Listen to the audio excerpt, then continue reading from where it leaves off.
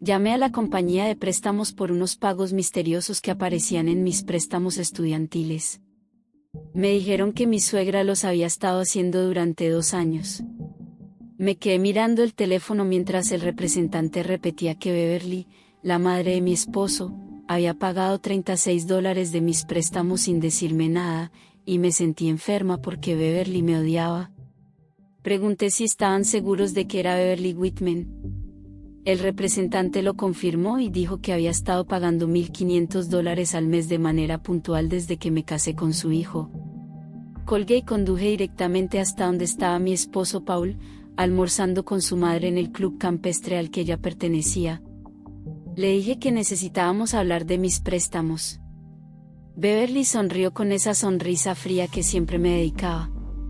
Dijo que por fin me había dado cuenta y que se preguntaba cuánto tiempo tardaría alguien con mi nivel educativo en revisar sus propias finanzas.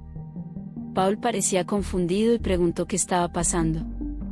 Le mostré mi estado de cuenta y le dije que su madre los había estado pagando en secreto durante 2 años. Paul se giró hacia su madre emocionado y le agradeció por ayudarnos. Pero Beverly no lo miraba a él, me miraba a mí. Dijo que no nos estaba ayudando, que estaba invirtiendo. Sentí que el estómago se me caía porque reconocí ese tono. ¿Invirtiendo en qué?, le pregunté.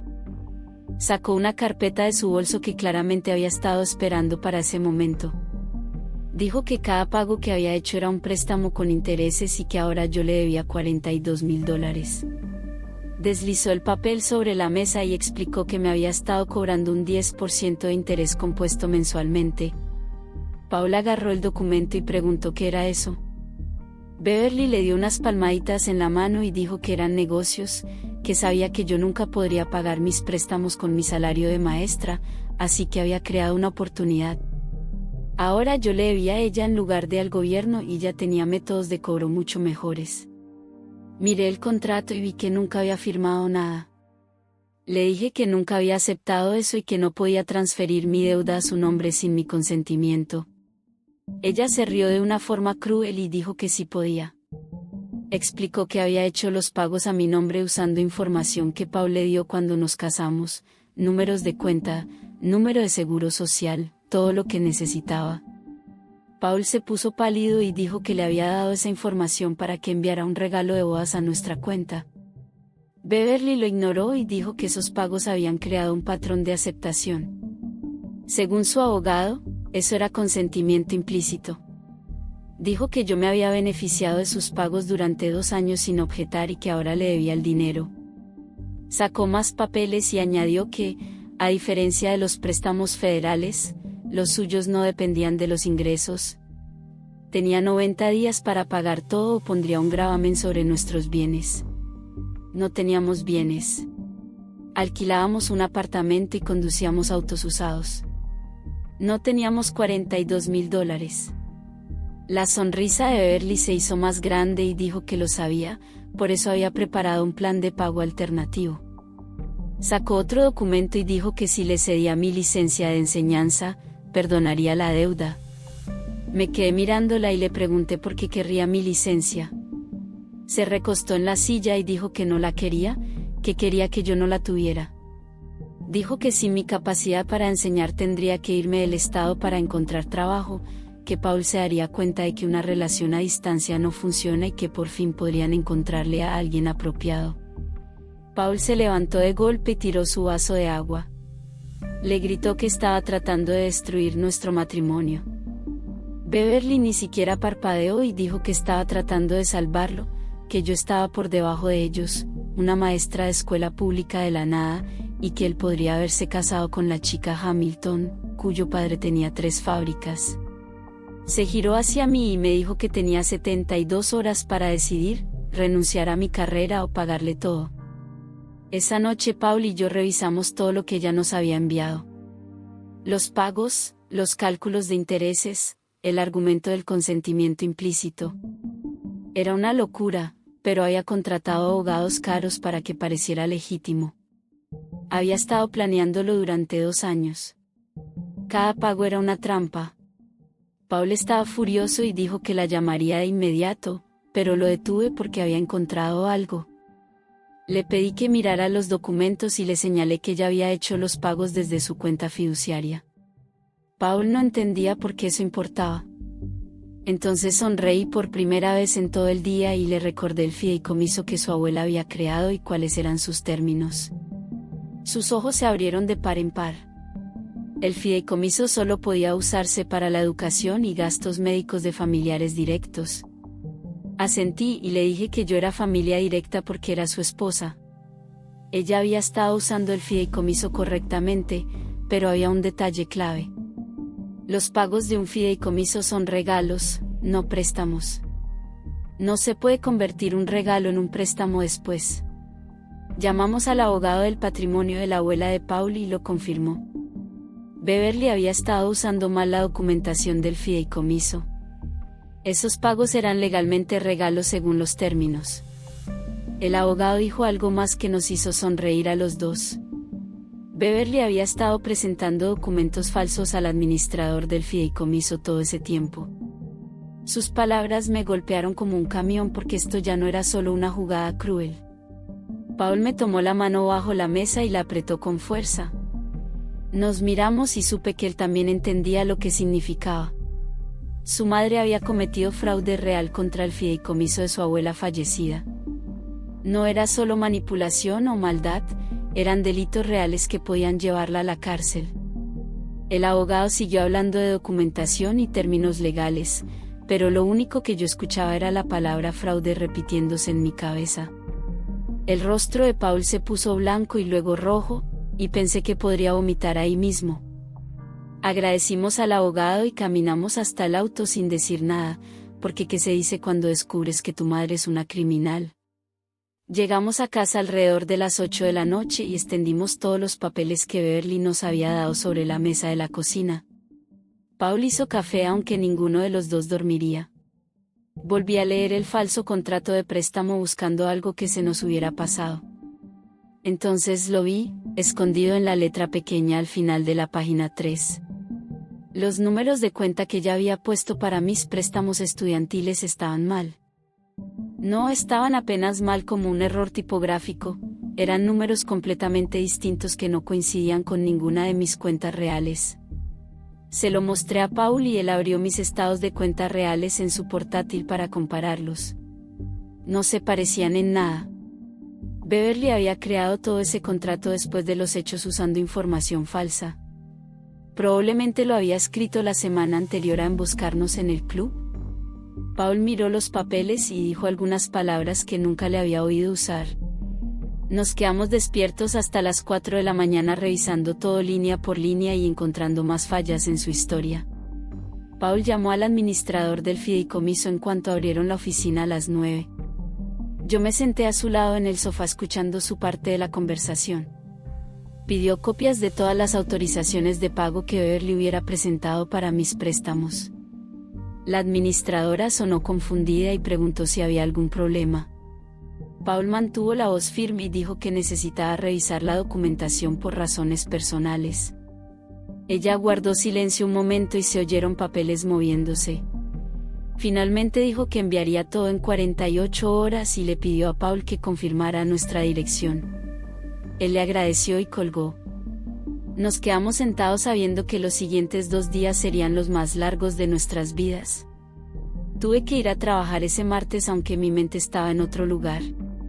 Mis alumnos de tercer grado hacían hojas de matemáticas y yo miraba el reloj preguntándome qué estaría haciendo Beverly en ese momento.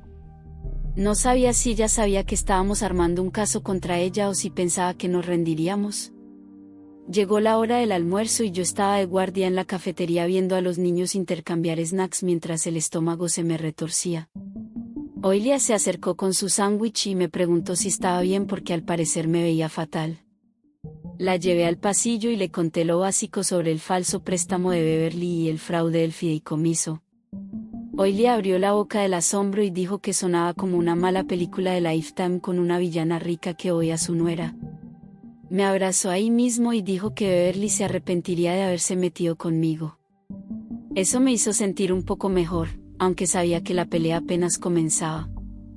Esa tarde Paul se reunió con su padre Calais en una cafetería del centro. No le dijo nada a Beverly porque sabíamos que intentaría impedirlo o aparecer ella misma. Yo me quedé en casa intentando calificar trabajos, pero en realidad solo caminaba de un lado a otro esperando que Paul llamara. Finalmente me escribió alrededor de las 5 diciendo que ya venía de regreso. Cuando entró por la puerta su rostro mostraba tristeza y rabia al mismo tiempo. Khaled había admitido que sabía de los pagos, pero pensaba que eran regalos reales para ayudarnos, explicó Paul. Les contó todo lo que Beverly había hecho en realidad con el falso préstamo, el fraude y cada detalle. Khaled se puso muy incómodo y no dejaba de repetir que Beverly manejaba todas las finanzas de su matrimonio. Paul dijo que su padre parecía casi asustado cuando comprendió lo que Beverly había hecho. Antes de irse, Khaled le apretó el hombro y le pidió perdón por no haber prestado más atención a lo que su esposa hacía con el dinero del fideicomiso. Los documentos del fideicomiso llegaron el jueves por la noche en un sobre grande entregado por un mensajero que me pidió firmar. Paul y yo despejamos la mesa de la cocina y extendimos cada una de las páginas. Había decenas de formularios de autorización de pago que Beverly había llenado durante 2 años.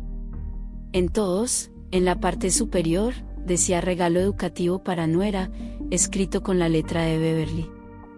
Ninguno mencionaba préstamos, reembolsos ni intereses, solo la palabra regalo una y otra vez. Paul tomó fotos de cada página con su teléfono mientras yo las organizaba por fecha. El rastro documental era perfecto, claro y destruía por completo la historia de Beverly sobre los supuestos préstamos. Ella había estado mintiendo al administrador del fideicomiso todo el tiempo, diciéndole que hacía regalos mientras planeaba luego afirmar que eran préstamos. Sentí una mezcla extraña de alivio y rabia al ver toda esa prueba. Alivio porque teníamos evidencia de que estaba equivocada y rabia porque había hecho todo esto sabiendo que nos dañaría. Paul llamó a su madre el viernes por la mañana y puso el altavoz para que yo pudiera escuchar. Beverly contestó al segundo tono, sonando alegre como si nada estuviera mal. Paul le preguntó directamente por qué la documentación del fideicomiso decía regalos cuando ella intentaba decir que eran préstamos. El silencio del otro lado duró tanto que pensé que la llamada se había cortado. Finalmente, la voz de Beverly volvió, fría y cuidadosa. Dijo que el fideicomiso exigía ese lenguaje específico por razones fiscales, pero que habían tenido un acuerdo verbal sobre el reembolso. Paul me miró y supe que ya no le creía. Le preguntó cuál acuerdo verbal y cuándo lo habían hablado. Beverly empezó a trabarse, diciendo que estaba entendido, que era implícito y que Paul sabía a qué se refería. Su voz se volvió más aguda y tensa mientras hablaba, y me di cuenta de que estaba entrando en pánico porque su plan se desmoronaba. Tomé el teléfono de la mano de Paul sin poder evitarlo. Mi voz salió más firme de lo que esperaba cuando le dije a Beverly que los acuerdos verbales sobre préstamos de más de $600 no eran legalmente válidos en nuestro estado. Lo sabía porque uno de los padres de mis alumnos era asistente legal y lo había mencionado el año anterior en una reunión de padres y maestros. Beverly volvió a quedarse completamente en silencio y, cuando habló, su voz era como hielo. Dijo que ya veríamos qué tenían que decir sus abogados sobre todo eso. Le respondí que hiciera que sus abogados nos llamaran porque ahora nosotros también teníamos ayuda legal. Colgó sin despedirse y Paul y yo nos miramos sabiendo que acabamos de declarar la guerra. Esa misma tarde contactamos a Tamara Larsen usando el número que nos había dado el abogado del patrimonio. Paul explicó toda la situación por teléfono mientras yo escuchaba en altavoz. Tamara hizo algunas preguntas sobre los términos del fideicomiso, la documentación de los pagos y el falso contrato de préstamo de Beverly. Cuando Paul terminó, Tamara dijo que revisaría todo gratis porque los casos así la enfurecían. Dijo que el mal uso de fideicomisos dentro de las familias era más común de lo que la gente creía y que, por lo general, las víctimas no peleaban por culpa o vergüenza. Nos dijo que no nos sintiéramos culpables porque protegernos del fraude no era algo malo ni cruel. Esa noche le enviamos fotos de todos los documentos y prometió revisarlos durante el fin de semana. Tamara nos llamó el sábado por la tarde, apenas 6 horas después de que le enviáramos los documentos. Dijo que eso casi nunca pasaba, pero que nuestro caso era tan claro que no podía esperar para decirnos que Beverly había cometido fraude al fideicomiso al mentir diciendo que los regalos eran préstamos. Los documentos del falso préstamo con números de cuenta incorrectos podían significar cargos adicionales de fraude, además de las violaciones al fideicomiso. La voz de Tamara se volvió entusiasta mientras explicaba lo sólido que era nuestro caso. Dijo que cualquier juez vería a través de las mentiras de Beverly en unos 5 minutos. Paul preguntó qué debíamos hacer ahora y Tamara dijo que redactaría una carta de cese y desistimiento para enviarla a Beverly el lunes. También recomendó presentar una queja formal ante el administrador del fideicomiso por el uso indebido de los fondos. Por primera vez desde que empezó esta pesadilla, sentí algo parecido a la esperanza. Encontré a Paul alrededor de la medianoche sentado en nuestro auto en el estacionamiento del edificio. No hacía nada, solo miraba fijamente a través del parabrisas la pared de ladrillo frente a él, con ambas manos en el volante, como si estuviera conduciendo a algún lugar aunque el motor estuviera apagado. Abrí la puerta del copiloto y me senté a su lado, esperando, porque sabía que necesitaba decir algo pero no sabía cómo empezar. El silencio se alargó unos 5 minutos hasta que finalmente habló.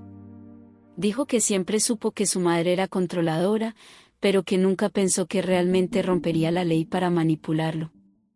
Su voz se quebró al decir la palabra ley, como si decirlo en voz alta lo hiciera más real. Me incliné y tomé su mano, diciéndole que saldríamos adelante juntos. Él asintió, pero no me miró, y vi lágrimas en sus mejillas que no intentó secar. Nos quedamos ahí otros 20 minutos antes de entrar a dormir, aunque casi no dormimos nada. A la mañana siguiente era el tercer día del plazo de 72 horas de Beverly y mi teléfono sonó a las 8:30 mientras me preparaba para ir al trabajo. El nombre de Beverly se iluminó en la pantalla y el estómago se me cayó, pero contesté en altavoz para que Paul escuchara. No se molestó en saludar. Su voz salió cortante y exigente, preguntando si ya había tomado una decisión sobre entregar mi licencia de enseñanza. Respiré hondo y le dije que no iba a decidir nada porque su préstamo no existía legalmente. El silencio duró unos 3 segundos antes de que empezara a gritar, literalmente a gritar, diciendo que me arrepentiría de desafiarla, que se aseguraría de que nunca volviera a trabajar en ese estado y que estaba destruyendo el futuro de su hijo. Paul me quitó el teléfono de la mano y colgó sin decir una palabra.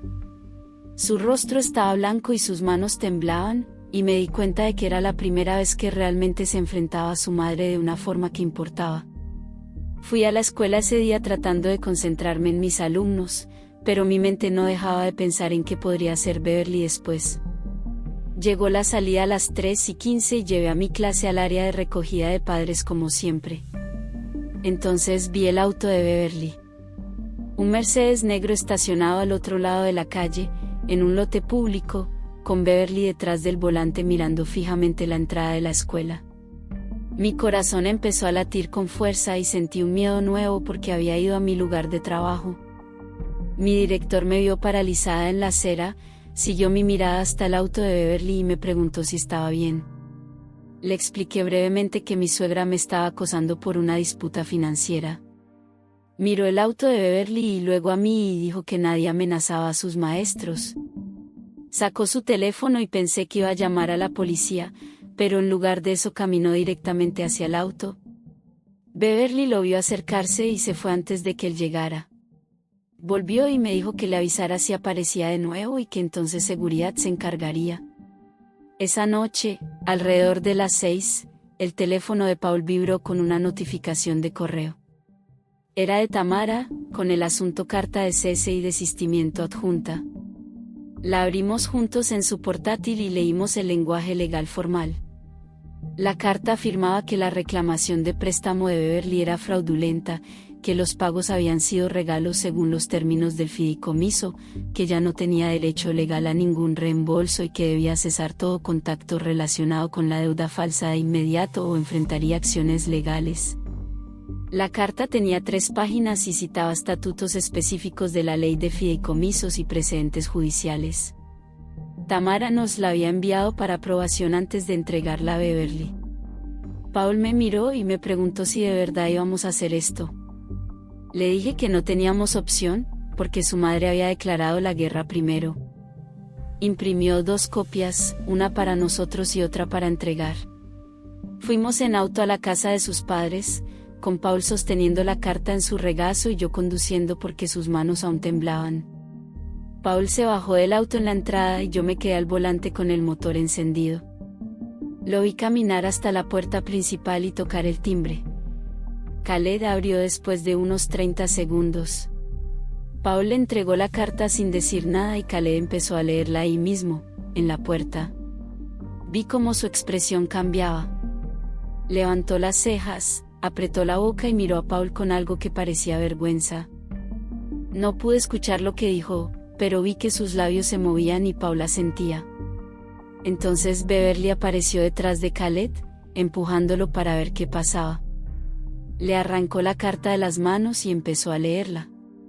Su rostro se puso rojo, luego blanco y luego rojo otra vez. Beverly levantó la vista del papel y se rió. Se rió de verdad, como si Paul acabara de contarle un chiste. Dijo algo desde el auto, no podía escuchar lo que decían, pero vi a Beverly gesticular con los papeles. Paul respondió algo y, aunque su voz era baja, por su postura se notaba que no iba a ceder. Beverly siguió hablando, riéndose y agitando la carta en el aire. Entonces Paul dijo algo más y la risa de Beverly se detuvo de golpe. Su rostro quedó completamente rígido.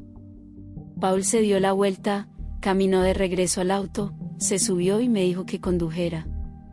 Salí de la entrada y le pregunté qué le había dicho para que dejara de reírse. Me explicó que le dijo que el fraude al fideicomiso era un asunto penal, no civil, así que sus abogados no podían hacerlo desaparecer. Extendí la mano y apreté la suya. Presentamos la denuncia formal ante el administrador del fideicomiso a la mañana siguiente a las 9, apenas abrió la oficina. Paul llamó desde nuestro apartamento y puso el altavoz. La administradora respondió con un tono profesional y algo aburrido hasta que Paul explicó por qué llamaba. Entonces su voz cambió. Le pidió que repitiera lo que acababa de decir sobre que Beverly estaba presentando regalos como si fueran préstamos. Paul volvió a contar toda la historia mientras yo le enviaba por correo electrónico copias escaneadas de todos los documentos. Las autorizaciones de pago del fideicomiso que decían regalo, los falsos contratos de préstamo de Beverly, los cálculos de intereses, todo. La administradora permaneció en silencio durante mucho tiempo después de que Paul terminó de hablar. Cuando volvió a hacerlo, sonaba genuinamente impactada. Dijo que eso activaría una investigación inmediata sobre todo el acceso de Beverly al fideicomiso. Aseguró que se tomaban muy en serio el uso indebido de esos fondos y que alguien se pondría en contacto con nosotros en un plazo de 48 horas para indicarnos los siguientes pasos. Beverly empezó a llamar al teléfono de Paul esa misma tarde. La primera llamada fue a la 1:30, luego a las 2:15 y a las 3:05. Paul no respondió ninguna. Solo se quedó sentado en el sofá viendo cómo el teléfono se iluminaba una y otra vez con el nombre de su madre. Para las 5:30 ya había llamado 17 veces. Entonces llegó la notificación de un mensaje de voz. Paul lo reprodujo en altavoz. La voz de Beverly sonaba distinta a como la había oído nunca. Aguda, tensa y casi histérica. Decía que estábamos destruyendo a la familia, que éramos ingratos y crueles, que la abuela de Paul estaría avergonzada de él por atacar a su propia madre y que nos arrepentiríamos de esto el resto de nuestras vidas. El mensaje duró casi 2 minutos antes de cortarse. Paul lo borró sin decir nada. La hermana menor de Paul llamó esa noche alrededor de las 7. Paul contestó y puso el altavoz. Ella preguntó qué estaba pasando porque Beverly estaba teniendo una crisis y decía que nosotros estábamos robando a la familia. Paul le explicó la situación real, el fraude del fideicomiso, los préstamos falsos y el intento de obligarme a renunciar a mi licencia de enseñanza. Del otro lado se hizo un silencio absoluto. Se prolongó tanto que pensé que la llamada se había cortado. Finalmente ella dijo que eso estaba muy mal. Dijo que lo sentía y que siempre había sabido que su madre era controladora, pero no imaginaba que hubiera llegado tan lejos.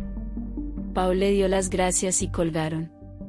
Me miró y pude ver alivio en sus ojos porque al menos alguien de su familia nos creía. 2 días después, la administradora del fideicomiso volvió a llamar para pedir una reunión presencial y hablar de los hallazgos de la investigación. Nos reunimos en la oficina del abogado del patrimonio, que se ofreció a acompañarnos como representante. La administradora llegó con una carpeta gruesa y un gesto claramente enfadado. Se sentó frente a nosotros, abrió la carpeta y empezó a colocar papeles sobre la mesa de conferencias. Dijo que Beverly había estado usando mal los fondos del fideicomiso durante años en pequeñas formas, pero que nuestro caso era el ejemplo más descarado que habían encontrado. Explicó que Beverly había presentado documentación falsa diciendo que regalos educativos eran préstamos a varios miembros de la familia. Dijo que la junta del fideicomiso estaba recomendando que Beverly fuera removida como fiduciaria autorizada. También mencionó que estaban considerando remitir el caso a las autoridades por posibles cargos penales. El rostro de Paul se puso pálido cuando escuchó la palabra cargos penales. Le apreté la mano debajo de la mesa y pregunté qué pasaría después. La administradora dijo que eso dependía en parte de nosotros. Repitió que Beverly había presentado documentación falsa al administrador del fideicomiso, afirmando que esos regalos educativos eran préstamos para varios familiares. Nos quedamos mirando los papeles extendidos sobre la mesa mientras ella explicaba que Beverly llevaba años operando este esquema con montos menores. Dijo que un primo de Paul recibió dinero del fideicomiso para estudios de posgrado y que luego Beverly intentó cobrárselo con intereses. Contó que un sobrino de Paul recibió fondos para un procedimiento médico y que Beverly le envió una factura 6 meses después. Las manos de la administradora temblaban ligeramente mientras pasaba las pruebas y me di cuenta de que estaba realmente enfadada. Dijo que la junta del fideicomiso había celebrado una reunión de emergencia esa misma mañana y había votado recomendar que Beverly fuera removida de inmediato como fiduciaria autorizada. El rostro de Paul se volvió completamente blanco al escuchar eso, porque su madre había controlado las distribuciones del fideicomiso durante casi 15 años. La administradora sacó otro documento y lo deslizó hacia nosotros. Dijo que la Junta también estaba considerando si remitir el caso a las autoridades por posibles cargos penales relacionados con fraude del fideicomiso y falsificación de documentos. Sentí la mano de Paul apretar la mía con tanta fuerza que me dolió. La administradora nos miró y dijo que esa decisión dependía en parte de nosotros, ya que éramos las víctimas que habían sacado todo a la luz. Dijo que si queríamos seguir adelante con cargos penales, el fideicomiso nos apoyaría plenamente con documentación y testimonio. Si preferíamos manejarlo como un asunto familiar privado, respetarían esa decisión, pero Beverly perdería toda autoridad sobre el fideicomiso de cualquier manera. Paul parecía incapaz de hablar, así que pregunté cuál era el plazo para tomar esa decisión. La administradora dijo que teníamos 2 semanas para pensarlo y hablarlo con Tamara antes de que la Junta tuviera que finalizar su recomendación a las autoridades. Regresamos a casa en completo silencio porque Paul estaba procesando la realidad de que su madre había cometido delitos reales contra varios miembros de su familia. Mientras conducía, lo miraba de reojo y veía su mandíbula tan apretada que el músculo le temblaba. Al llegar al apartamento, Paul fue directo al dormitorio sin decir nada. Le di espacio durante aproximadamente 1 hora antes de tocar la puerta. Estaba sentado en el borde de la cama mirando su teléfono, que mostraba 17 llamadas perdidas de Beverly. Me senté a su lado y esperé, porque sabía que necesitaba hablar pero no sabía cómo empezar. Finalmente dijo que toda su infancia tenía más sentido ahora, porque su madre siempre había usado el dinero para controlar a todos y él pensaba que eso era normal. Recordó que una vez, en acción de gracias, su primo había llorado diciendo que le debía dinero a Beverly y que todos le dijeron que simplemente pagara y dejara de quejarse. Dijo que en ese momento pensó que su primo exageraba, pero ahora entendía que Beverly lo había atrapado de la misma forma en que intentó atraparme a mí. Le pregunté a Paul qué quería hacer respecto a los cargos penales y me miró como si le hubiera pedido que se arrancara un brazo. Dijo que no sabía si podía mandar a su madre a la cárcel, incluso después de que ella hubiera intentado destruir mi carrera y nuestro matrimonio. Yo entendía ese conflicto, pero también le señalé algo que necesitaba escuchar. Le dije que Beverly estaba dispuesta a obligarme a renunciar a mi licencia de enseñanza y a irme del estado solo para controlar su vida. Le recordé que pasó 2 años planeando un esquema para separarnos y que no le importaba si me arruinaba por completo. Le dije que ella seguía llamándolo en ese mismo momento, probablemente para manipularlo y lograr que la protegiera de las consecuencias. Paul miró su teléfono otra vez y luego lo apagó por completo.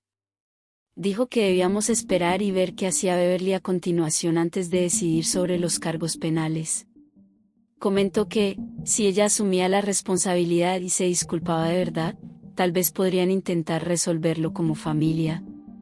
Pero si seguía atacándonos y negándose a admitir lo que había hecho, entonces consideraría llevar el caso a la vía penal.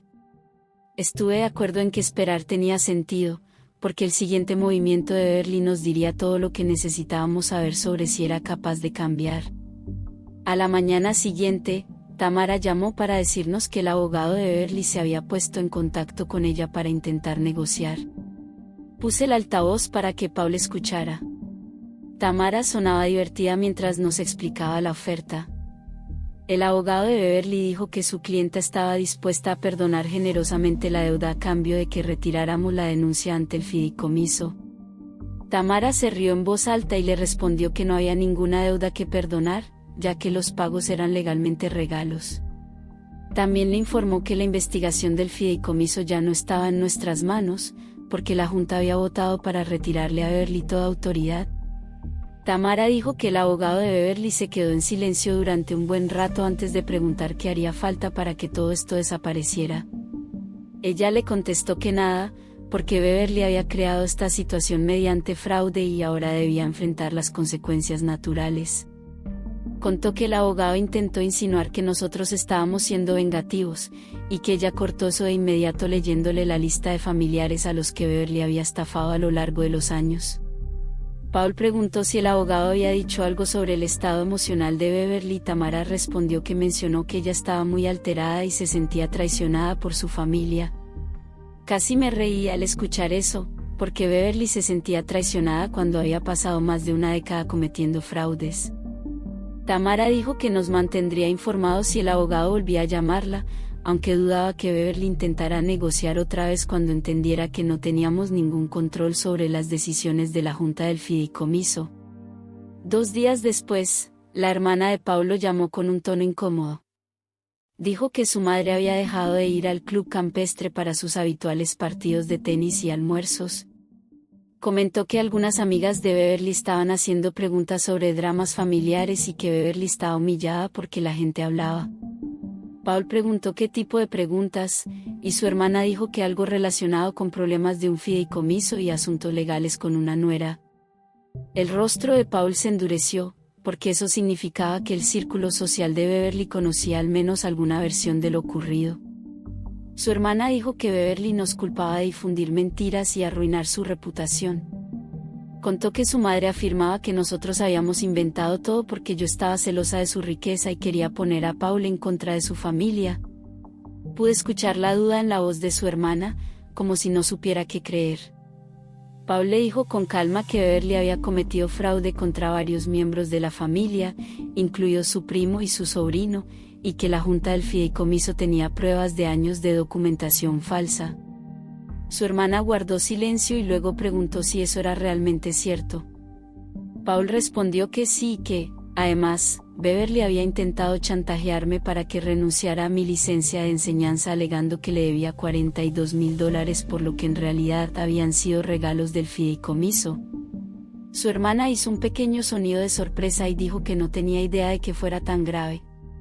Comentó que había pensado que solo era un malentendido sobre pagos, pero que fraude y chantaje eran cosas completamente distintas. Paul le agradeció por llamar y le dijo que sabía que todo esto era difícil para la familia. Después de colgar, se veía exhausto, pero dijo que al menos ahora su hermana nos creía. 3 días después, Caleb llamó y pidió reunirse solo con Paul.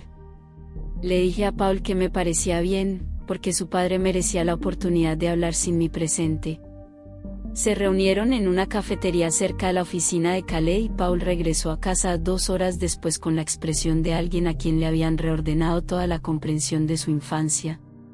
Le pregunté qué había pasado y Paul se dejó caer en el sofá. Dijo que su padre había admitido que llevaba 30 años facilitando el comportamiento controlador de Beverly. Contó que Calais se disculpó por no haberla detenido cuando intentó destruir nuestro matrimonio y que ver el plan que ella había armado contra mí fue el golpe de realidad que le mostró que todo había ido demasiado lejos. La voz de Paul se quebró un poco cuando dijo que su padre le confesó que siempre había sabido que Beverly era manipuladora, pero que se había convencido de que esa era simplemente su forma de preocuparse. Calais se dio cuenta de que había pasado años justificando a Beverly mientras ella lastimaba a los demás, y que ya no podía seguir haciéndolo. Le pregunté si Calais había dicho algo sobre la posibilidad de cargos penales y Paul asintió. Dijo que su padre le dijo que hiciéramos lo que creyéramos correcto, porque Beverly necesitaba enfrentar consecuencias reales por primera vez en su vida.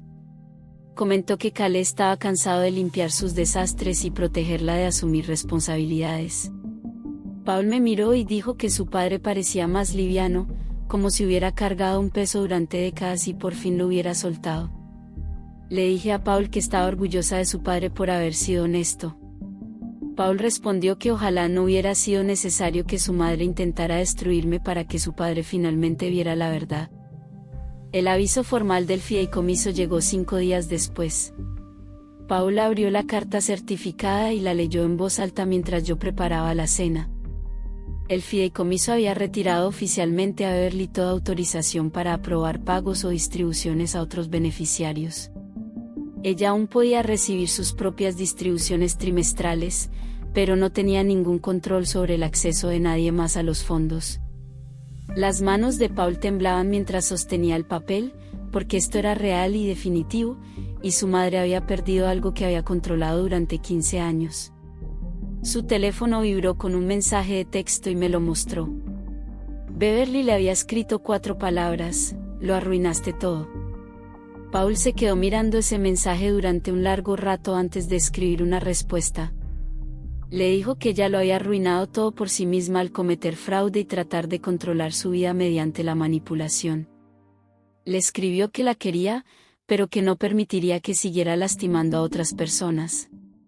También dijo que, cuando estuviera lista para asumir una responsabilidad real y pedir disculpas sinceras, estaría dispuesto a hablar. Envió el mensaje y apagó el teléfono otra vez, sabiendo que ella llamaría de inmediato.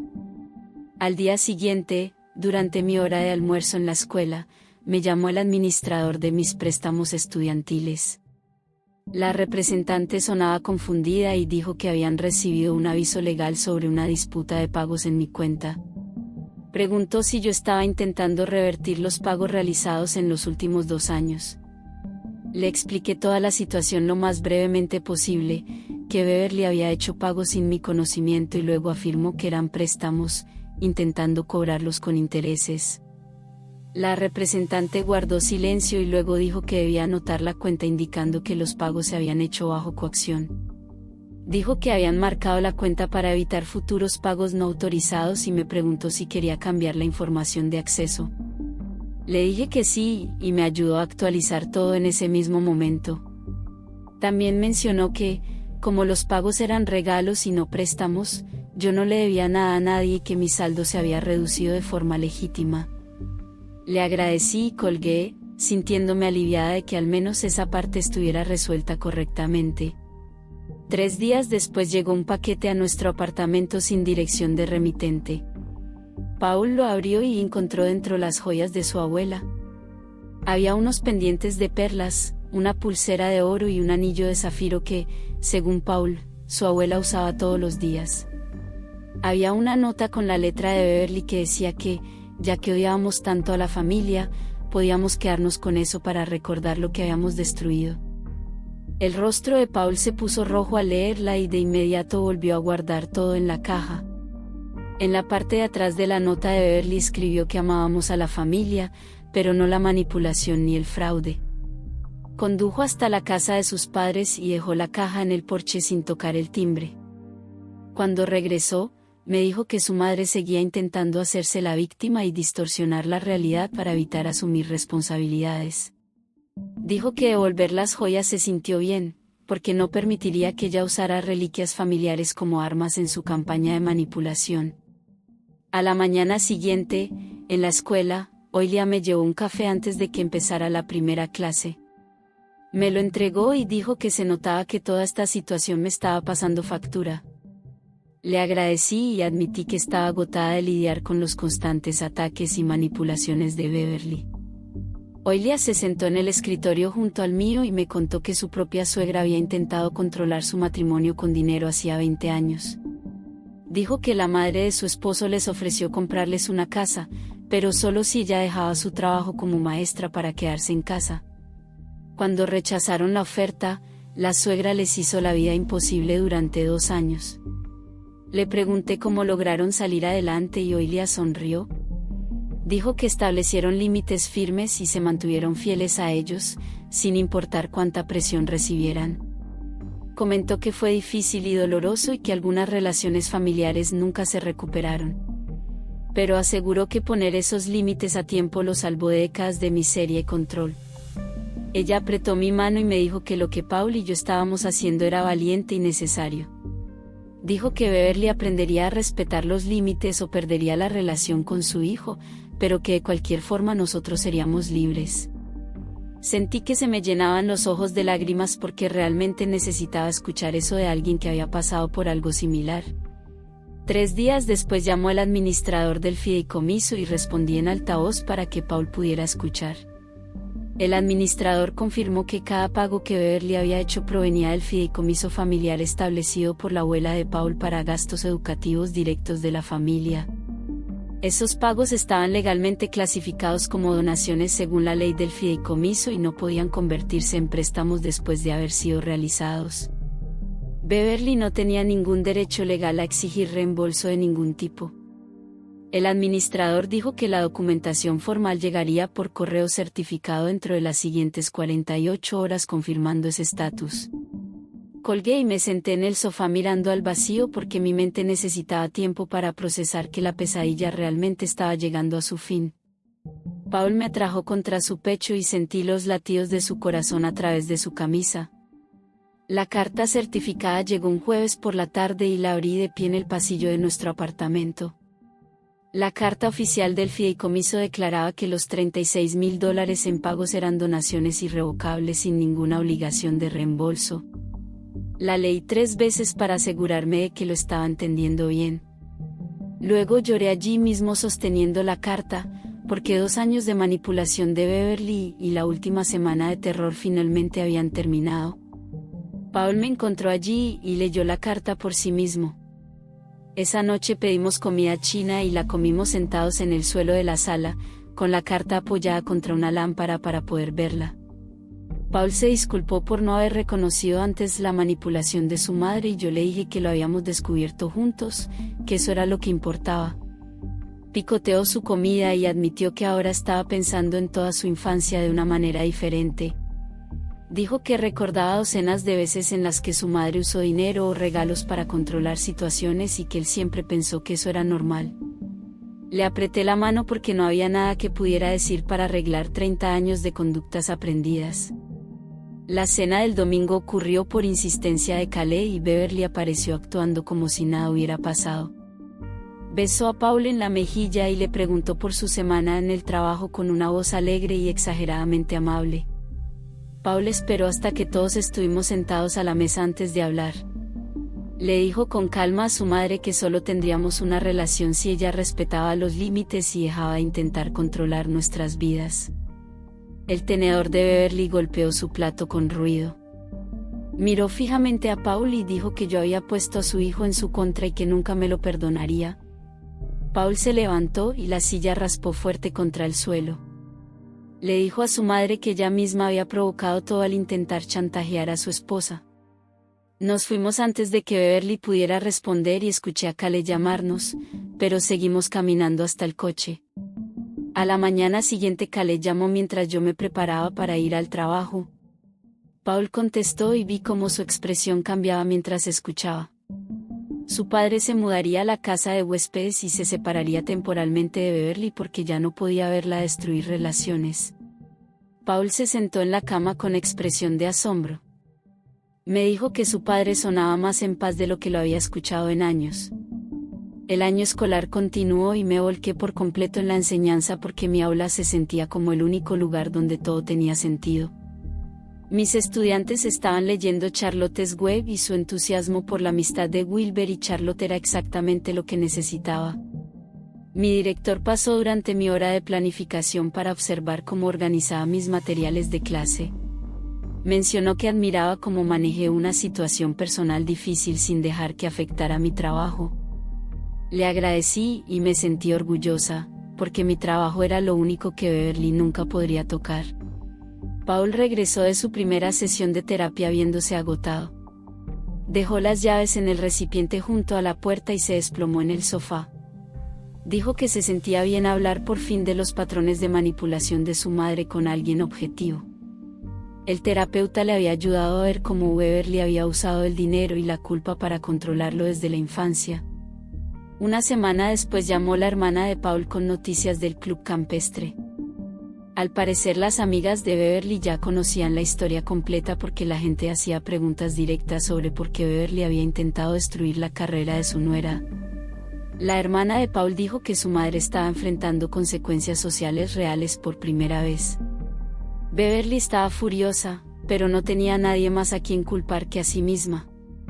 Llegó una carta del abogado de Beverly en un papel costoso. La carta decía que Beverly retiraba todas las reclamaciones contra nosotros y solicitaba que no persiguiéramos cargos criminales. Llamé de inmediato a Tamara y ella dijo que eso era lo más cercano a una admisión de culpa que íbamos a obtener. Acordamos seguir adelante sin presentar cargos porque arrastrar a Beverly por un proceso penal perjudicaría más a Paul que a ella. 2 semanas después el administrador del fideicomiso envió la documentación final.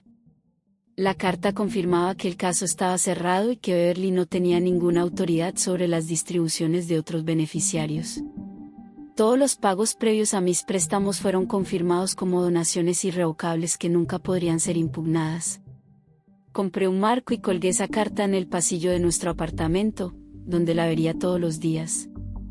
Paul comenzó a reunirse con Khaled para almorzar todos los jueves en un restaurante a medio camino entre sus oficinas. Las primeras veces fueron incómodas porque nunca habían hablado realmente sin que Beverly controlara la conversación.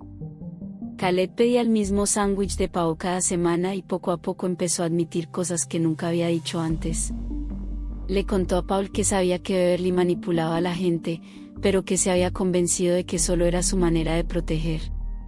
Dijo que verla intentar destruir mi carrera le hizo darse cuenta de que llevaba 30 años poniendo excusas. Paul regresaba de esos almuerzos viéndose más ligero, como si estuviera conociendo a su padre por primera vez.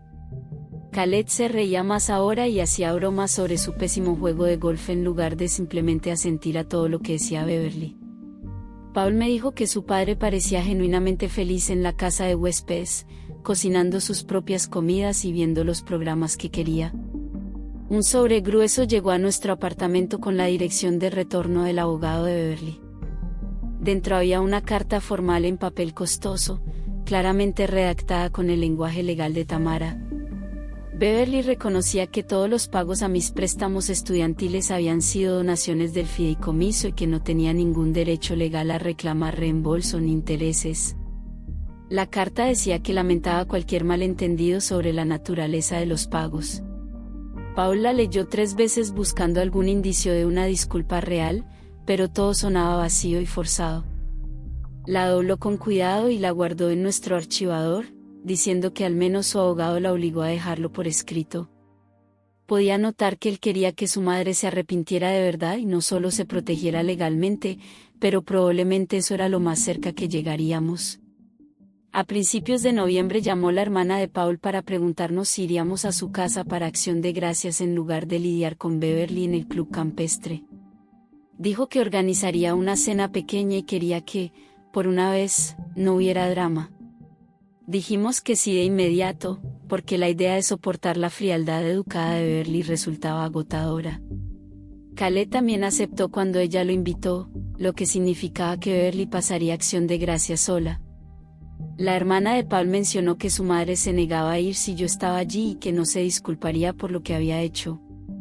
Al parecer Beverly le decía a la gente que había elegido pasar una festividad tranquila sola, pero todos sabían la verdad.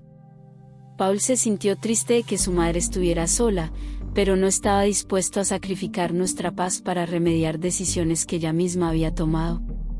Una noche revisé en línea el saldo de mis préstamos estudiantiles mientras Paul veía un partido. El número había bajado $18,000 gracias a todos los pagos que Beverly había hecho.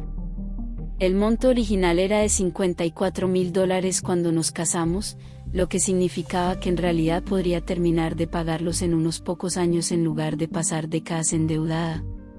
Paul se acercó para mirar la pantalla y los dos empezamos a reírnos por el completo desastre que había sido todo. El plan de manipulación de Beverly para controlar nuestras vidas había terminado dándonos una ayuda financiera real que necesitábamos desesperadamente.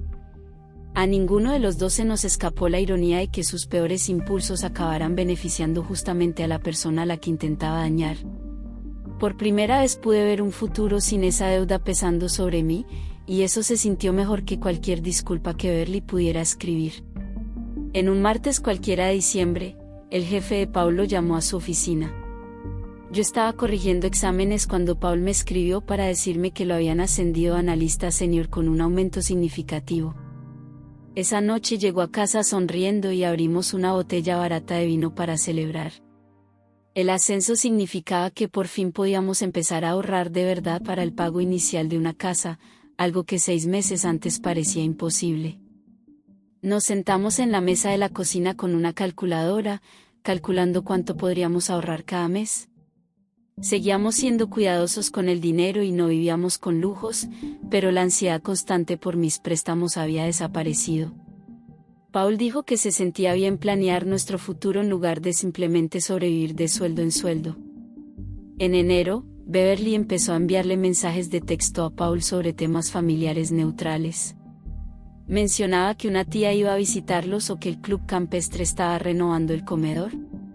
Paul respondía con mensajes cortos y educados, pero mantenía límites firmes y evitaba hablar de cualquier cosa personal.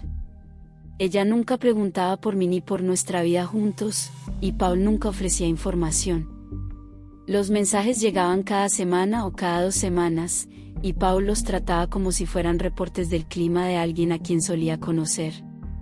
Me dijo que estaba bien con tener una relación distante con su madre si eso era lo único que ella podía manejar.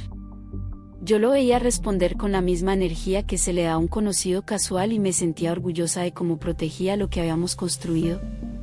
En febrero me encontré con Beverly en el supermercado mientras compraba verduras para la cena. Ella salía de la sección orgánica con su carrito y me miró directamente durante medio segundo antes de apartar la mirada, como si yo fuera invisible. Siguió caminando hacia la caja sin reconocer que me había visto. Me quedé allí sosteniendo una bolsa de zanahorias sin sentir absolutamente nada ante su fingida indiferencia. Paul ya había hecho las paces con tener una madre que no podía formar parte de nuestra vida real, y yo ya no necesitaba su aprobación ni su reconocimiento. Terminé mis compras y conduje a casa pensando en cuánto poder le había dado antes a su opinión sobre mí y en lo poco que importaba ahora. Khaled presentó oficialmente los papeles de separación en marzo después de que Beverly se negara a ir a terapia de pareja. Se lo contó a Paul durante un almuerzo y le dijo que había pasado 30 años caminando sobre cáscaras de huevo y ajustando toda su vida al estado de ánimo de Beverly. Dijo que estaba cansado de intentar arreglar algo que Beverly ni siquiera creía que estuviera roto. Paul apoyó la decisión de su padre, aunque ver el final del matrimonio de sus padres lo entristeció. Khaled sacó sus cosas de la casa de huéspedes y se mudó a un pequeño condominio cerca de nosotros. Parecía genuinamente emocionado de elegir sus propios muebles.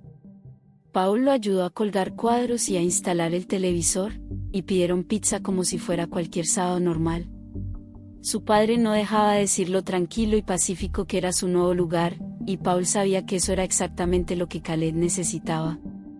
El semestre de primavera comenzó a finales de enero y me encontré frente a un nuevo grupo de estudiantes que no tenía idea de lo que había pasado el año anterior. No sabían nada de Beverly, ni de los préstamos, ni del drama que había consumido mi vida. Había algo muy refrescante en empezar de cero y concentrarme solo en enseñar lectura y matemáticas. Mis alumnos estaban emocionados con nuestra unidad de ciencias sobre las mariposas y hacían 1.000.000 de preguntas sobre las orugas. Me di cuenta de que eso era lo que realmente importaba en mi vida, no la aprobación de Beverly ni la opinión de sus amigas del club campestre. Estos niños necesitaban que yo estuviera allí todos los días para enseñarles, y eso era suficiente. En marzo, Paul y yo empezamos a buscar casas en línea, revisando anuncios después de cenar. Encontramos una casa pequeña de 3 habitaciones que necesitaba arreglos, pero tenía buena estructura y un patio grande. La cocina estaba anticuada y el baño necesitaba azulejos nuevos, pero el precio estaba dentro de nuestro presupuesto. Pasamos en coche un sábado y ambos sentimos que algo encajaba. Llamé al agente inmobiliario y presentamos una oferta esa misma semana. Cuando el vendedor aceptó, Paul me tomó de la mano y nos quedamos sentados en el coche frente a la que sería nuestra casa. Se sentía como una prueba de que habíamos construido nuestra vida a nuestra manera, sin el dinero ni el control de Beverly, y eso lo hacía todo aún más significativo. Beverly se enteró de la casa incluso antes de que Paul se lo dijera, porque su hermana lo mencionó durante una de esas llamadas incómodas. El mensaje llegó mientras cenábamos pizza en una mesa plegable en la sala vacía. Paul miró su teléfono y su rostro se volvió inexpresivo, como siempre que su madre lo contactaba. Me mostró la pantalla, donde Beverly había escrito que podría habernos comprado algo mucho mejor si se lo hubiéramos pedido. Vi a Paul dejar el teléfono a un lado sin responder y seguir comiendo. Los dos sabíamos que ella estaba intentando lo mismo otra vez, usar el dinero para hacernos sentir pequeños o dependientes. Paul no cayó en la trampa y me sentí orgullosa de él. El cierre de la compra fue un martes de marzo y firmamos lo que parecían 1.000.000 de papeles en la oficina de títulos. El agente nos entregó las llaves y fuimos directamente a la casa, aunque ya estaba oscureciendo. Caminamos por cada habitación encendiendo las luces y Paul tocaba las paredes como si no pudiera creer que realmente fueran nuestras. Ese fin de semana compramos pintura y rodillos y pasamos el sábado cubriendo las horribles paredes beige de la sala con un gris suave que yo había elegido. Khaled llegó el domingo por la mañana con su caja de herramientas y nos ayudó a instalar nuevas lámparas en la cocina y el pasillo. Trabajó en silencio y con eficiencia, y parecía genuinamente feliz de hacer algo útil por nosotros. Había algo diferente en tener apoyo familiar que no venía acompañado de condiciones ni de planes secretos para controlarnos después. Khaled se quedó a almorzar y pedimos sándwiches, que comimos sentados en el suelo porque aún no teníamos muebles. Nos contó sobre su nuevo condominio y nos mostró fotos del balcón donde planeaba poner una parrilla.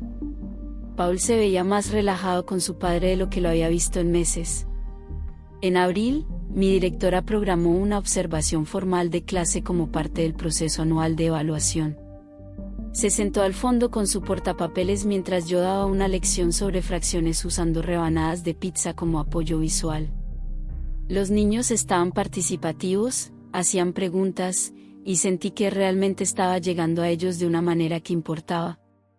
2 días después, la directora me llamó a su oficina y tuve ese momento de pánico antes de que sonriera y me dijera que había recibido una evaluación excelente. Mencionó específicamente la participación de los estudiantes y la forma creativa en que diseñaba mis planes de clase. Mientras conducía a casa esa tarde, pensé en cómo la amenaza de Beverly de quitarme mi licencia de enseñanza había encendido algo dentro de mí.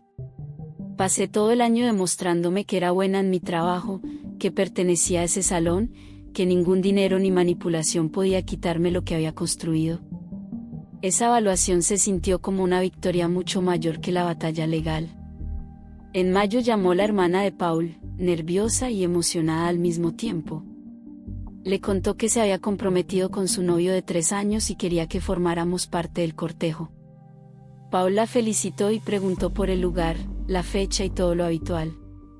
Luego ella guardó silencio un momento antes de decir que no iba a involucrar a Beverly en la planificación. Dijo que había aprendido al ver lo que Beverly nos hizo y que no le daría a su madre la oportunidad de convertir su boda en un juego de control. Le dijimos que nos sentíamos honrados de participar.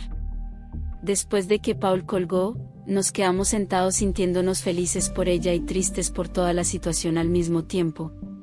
No era justo que tuviera que excluir a su propia madre de la planificación de su boda porque Beverly no podía comportarse como una persona normal. En junio, el fideicomiso envió los estados de cuenta anuales mostrando las distribuciones y la actividad de todas las cuentas. Paul abrió su estado de cuenta y se quedó inmóvil mientras leía los números. Las distribuciones de Beverly se habían reducido de manera significativa debido a los hallazgos de la investigación del año anterior. Al parecer, la administradora del fideicomiso había implementado nuevas reglas de supervisión y el acceso de Beverly a los fondos discrecionales ahora estaba limitado. Paul me mostró el documento y pude ver que se sentía dividido al respecto.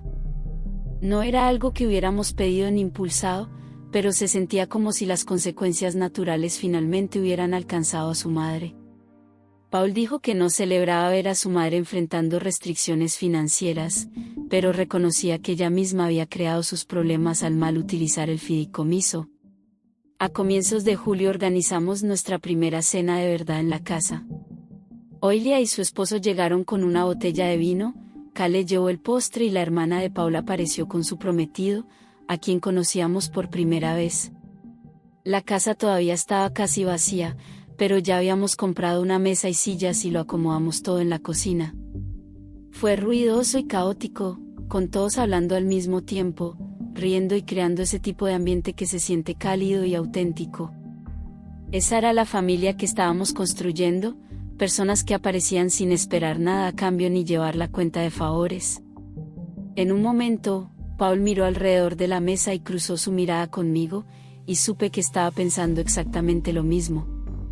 En agosto, Beverly le envió a Paul una tarjeta de cumpleaños con un cheque de $500 dentro. Paul lo observó durante mucho tiempo antes de sentarse y escribir una nota en la parte de atrás de una de nuestras tarjetas de inauguración de la casa. Escribió que prefería tener una relación genuina con ella antes que su dinero y que esperaba que algún día pudieran resolverlo. Envió la tarjeta de vuelta con el cheque incluido y me dijo que no esperaba una respuesta, pero al menos había intentado abrir esa puerta. Beverly nunca contestó y Paul dijo que esa era una decisión que solo le correspondía a ella. El verano avanzó con esas tardes largas en las que la luz se queda hasta las 9 de la noche y empezamos a trabajar en el patio trasero. Compramos semillas de verduras y plantas de tomate y pasamos los fines de semana arrancando el pasto lleno de maleza para hacer canteros. Paul bromeó diciendo que literalmente estábamos echando raíces, y me di cuenta de que tenía razón. Habíamos construido esta vida completamente por nuestra cuenta, sin el dinero, la aprobación ni el control de Beverly. Ella no podía tocar lo que habíamos creado porque nos pertenecía solo a nosotros. Yo planté albahaca y pimientos y los vi crecer mientras Paul construía una pequeña cerca alrededor del huerto para mantener alejados a los conejos. Cada tarde salíamos a regar y a revisar si había nuevos brotes, y se sentía como la cosa más normal y pacífica del mundo. En septiembre, el saldo de mis préstamos estudiantiles llegó a $15,000 y por primera vez pude ver claramente la meta final. Cada pago que hacía se sentía como recuperar un pedazo de mi independencia financiera y demostrar que nunca necesité la ayuda de Beverly con sus condiciones ocultas. A este ritmo, los préstamos estarían pagados en menos de 3 años, y eso se sentía posible de una manera que antes nunca lo había sido. Había sobrevivido al intento de Beverly de atraparme con una deuda falsa y había salido más fuerte del otro lado. Las sesiones de terapia de Paul lo estaban ayudando a reconocer patrones que nunca antes había notado. Una noche llegó a casa y me contó que su terapeuta le había señalado cómo Beverly usaba el dinero y la culpa para manipular no solo a él, sino a toda su familia. Paul estaba aprendiendo a establecer límites saludables con todos, no solo con su madre, y dijo que ojalá hubiera empezado ese trabajo años atrás. Aún así, mejor tarde que nunca, y yo podía notar la diferencia en cómo manejaba ahora los conflictos familiares en comparación con un año antes. 2 semanas después llegó por correo un sobre color crema con la dirección de la hermana de Paul grabada en la esquina. Lo abrí en la mesa de la cocina mientras Paul preparaba café, y dentro había una invitación de boda en papel grueso con letras doradas. La ceremonia estaba programada para octubre en un viñedo a 1 hora de distancia. Mientras leía los detalles, una nota escrita a mano cayó sobre la mesa. La hermana de Paul explicaba que Beverly estaba invitada porque su madre causaría problemas si la excluían, pero estaría sentada en la última fila, lejos de nosotros, y habría seguridad presente si era necesario. Le mostré la nota a Paul y la leyó 2 veces antes de dejarla a un lado. Nos miramos a través de la mesa sabiendo que ambos pensábamos en lo mismo, si realmente queríamos lidiar con Beverly en un evento familiar. Paul dijo que su hermana no debería tener que excluir a su propia madre solo porque Beverly no sabía comportarse como una adulta. Yo estuve de acuerdo, porque ya no íbamos a permitir que la manipulación de Beverly controlara nuestras relaciones con el resto de la familia. Llené la tarjeta de confirmación de asistencia en ese mismo momento, marcando 2 invitados para la ceremonia y la recepción, y Paul la llevó al buzón antes de que pudiéramos arrepentirnos. A la mañana siguiente, Khaled llamó a Paul mientras nos preparábamos para ir a trabajar y pidió que nos viéramos a almorzar porque tenía noticias que compartir. Nos encontramos en un restaurante cerca de su oficina y se veía diferente, con los hombros más relajados y menos tensión en la mirada. Nos dijo que la separación de Beverly se estaba volviendo permanente y que había firmado el contrato de un condominio a 3 cuadras de nuestra casa, con mudanza programada para el mes siguiente. Paul se recostó en la silla procesando la información mientras Khaled explicaba que estaba redescubriendo quién era fuera de la sombra de Beverly después de 30 años caminando sobre cáscaras de huevo. Dijo que había olvidado lo que se sentía tomar decisiones sin calcular cómo reaccionaría Beverly o qué exigencias haría después. Paul se inclinó y apretó la mano de su padre sin decir nada, y Khaled sonrió de una manera que nunca antes le había visto. En las semanas siguientes, Paul y su padre empezaron a cenar juntos todos los martes, y su relación se transformó en algo más sano y honesto de lo que había sido jamás. Paul volvía a casa hablando de conversaciones reales que estaban teniendo sobre la vida, los errores y el crecimiento personal. Decía que se sentía como un regalo inesperado que había surgido de todo ese desastre con Beverly. El año escolar fue llegando a su fin de esa manera caótica de siempre, con días de campo, ceremonias de premios y estudiantes preguntándome si sería su maestra el próximo año. En la última semana, el director me llamó a su oficina y por un momento pensé que algo iba mal, hasta que me preguntó si estaría dispuesta a ser mentora de una nueva maestra que comenzaría en otoño. Dijo que me lo pedía específicamente porque manejaba bien la presión y mantenía el profesionalismo incluso al enfrentar situaciones personales difíciles. Acepté de inmediato, porque la enseñanza era mi vocación y el plan de Beverly para quitarme mi licencia solo había reforzado mi compromiso con esta carrera. El director me estrechó la mano y dijo que la nueva maestra tenía suerte de tenerme como mentora. Salí de su oficina sintiéndome orgullosa de lo que había construido a pesar de los intentos de Beverly por destruirlo. Una tarde de finales de junio, Paul y yo nos sentamos en el porche trasero observando cómo el atardecer pintaba el cielo de tonos naranjas y rosados sobre nuestro jardín. Las plantas de tomate habían crecido altas y comenzaban a florecer, y la albahaca estaba tan frondosa que ya la cortábamos para cocinar. Paul estuvo callado un rato, solo sosteniendo mi mano y mirando cómo cambiaba la luz, y luego dijo que realmente lo habíamos logrado y habíamos construido nuestra propia vida. Le apreté la mano porque tenía razón. Nos habíamos enfrentado a la manipulación, habíamos protegido lo que importaba y habíamos salido más fuertes del otro lado. El jardín se extendía frente a nosotros, con todo lo que habíamos plantado creciendo exactamente como debía. Y entendí que eso era lo que realmente significaba ganar, no la venganza ni los enfrentamientos dramáticos, sino simplemente estar allí juntos, en un espacio que habíamos creado y que Beverly no podía tocar, controlar ni arrebatarnos.